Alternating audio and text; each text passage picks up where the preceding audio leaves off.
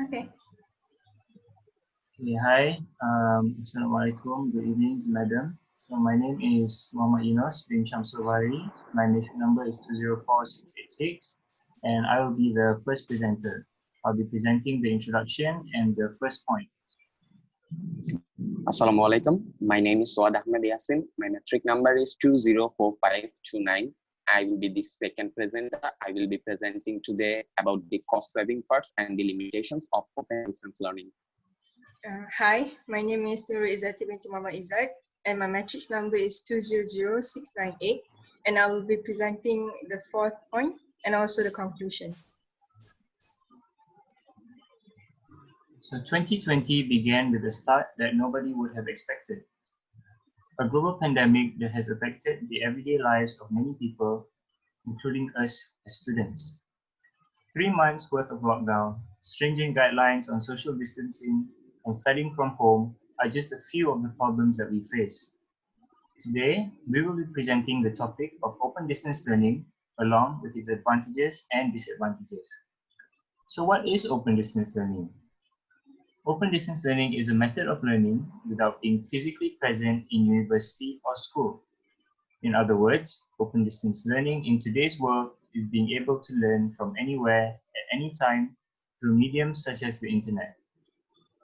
This brings me to my first point.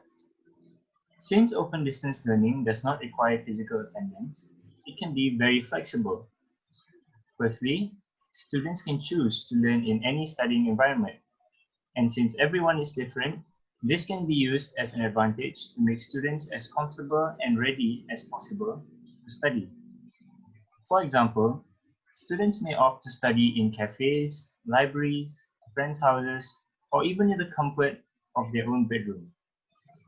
Next, students can arrange their own schedule. This can be tailored to their individual availability and thus allowing them to be more flexible with their time.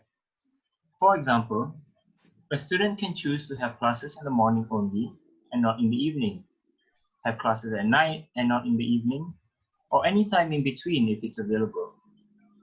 Furthermore, they can also choose to watch pre-recorded lectures if they are unavailable for the entire day. As we can already see, open distance learning allows for much more flexibility than our current way of studying. With students being able to learn from anywhere at any given time, they can also choose. They are also able to choose different types of study materials that match their learning styles. For example, text, audio, or even video-based materials. And this might even help in getting the most out of themselves, as they can self-regulate the pace of their learning and progress according to their own skills and abilities, thus improving motivation, mental strength, and subsequently improving their results. For the next point, we will have Suad to explain how open distance learning is cost-saving and also explain its limitations. Thank you so much, Yunus. So at first, I'm going to describe about the cost saving part of open distance learning. Many schools and many educational institutes are often used to face-to-face classes every time, but nowadays they are having their classes on virtually, like open distance learning. So these schools are often covered their studies requirements, often a business license that many of the states requires before beginning the work in a number of occupations. In the real estate and in the medical sectors and the study sectors, normal civil and everything of the engineering sections, everything that is going to be a really very costly, cause that they are not going to be somewhere to study. They are going to be study from their own places, so they don't need to forward to the lab. This is going to be, and nowadays they can practice their lab in the online part. So nowadays this is going to be a new trend, that this is a really very cost saving part. And also I would like to say about the transportation parts.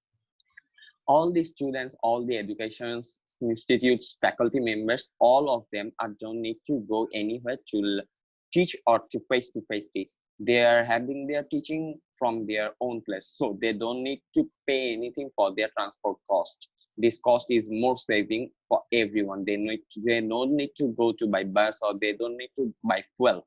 So this saving, if it counts, then it's cost a lot, near almost the 40% of the payment shifts of the education institutes.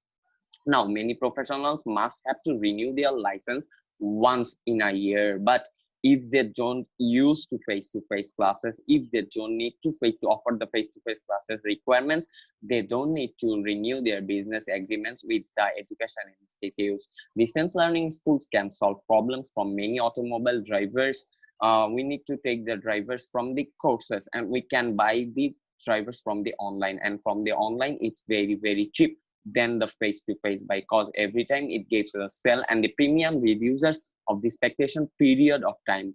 It seems more and more often anything could be helped to the open distance learning by the saving of the cost. So next, I would like to say about the open distance learning some issues. The cost issues. The cost issue is not too much high, because in open distance learning, the only one requirement is have to get a new device, a powerful device, and an electronic device, and next there is internet device. So this is not going to be too much costly. Everyone has the internet in their home, so they don't need to pay for the internet individually, and everyone has that smart device. By that smart device and by the internet, they can pay everything and they can do everything with a limitation of the cost. So this was the cost saving parts. Really, I think in my mind, it's really a saving. It's really a cost saving thing, because if we think compare with these face-to-face classes and virtual things, so this part, virtual open distance learning, is really very cost saving. So now I would like to say some limitations of the open distance learning, ODL. Such everything has some limitations. So like this, open distance learning also have some limitations. The first limitation is difficult to stay motivated, because sometimes we need to be motivated when we are in the school or we are in the institution. We are face-to-face learn, we did something, but if we keep our motivation part inside us, then we can be motivated. This is one kind of our requirements and the limitations. The second limitations is the stay contract with the instructors, because we need to stay contracts with the instructions by virtually. And the third is really getting a bad internet. Sometimes if connection occurs, then it will be interrupted and the class will be end there. So it should be our requirements and the limitations that everyone should need to be have to be too much motivated with the internet power. And the last one, I would like to say immediate feedback.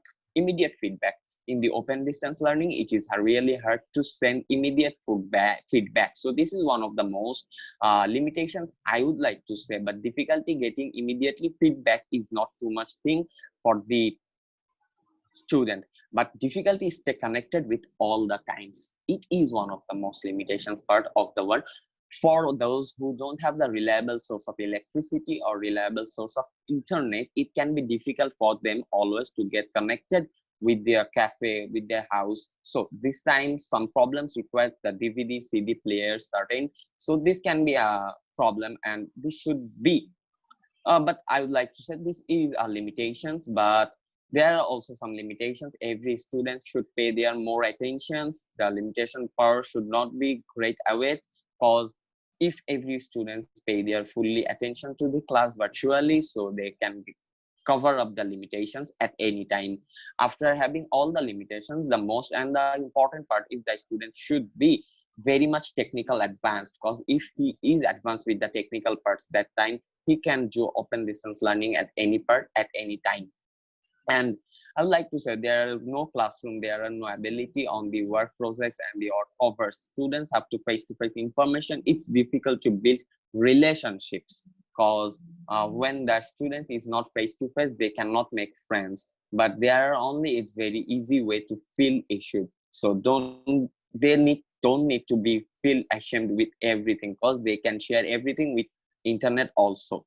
So I would like to say a little bit limitations. So there is not too much limitations, because open distance learning is one of the most new form of the world. Nowadays, every people of the world are having this kinds of form right now. So the limitations is really very limited, but the advantages and the nice thing is more. So I would like to pass Izzat for the next part. So thank you for me, and next yours. Okay, thank you, Saad. Lastly, one of the cons of ODL or open distance learning is it will cause distractions. Distractions may come from various causes. One of it could be the inconducive environment of learning space due to family issues or interruption from family members. This will cause negative resentments with students who lack of sufficient motivation and the ability to organize workload and learn independently.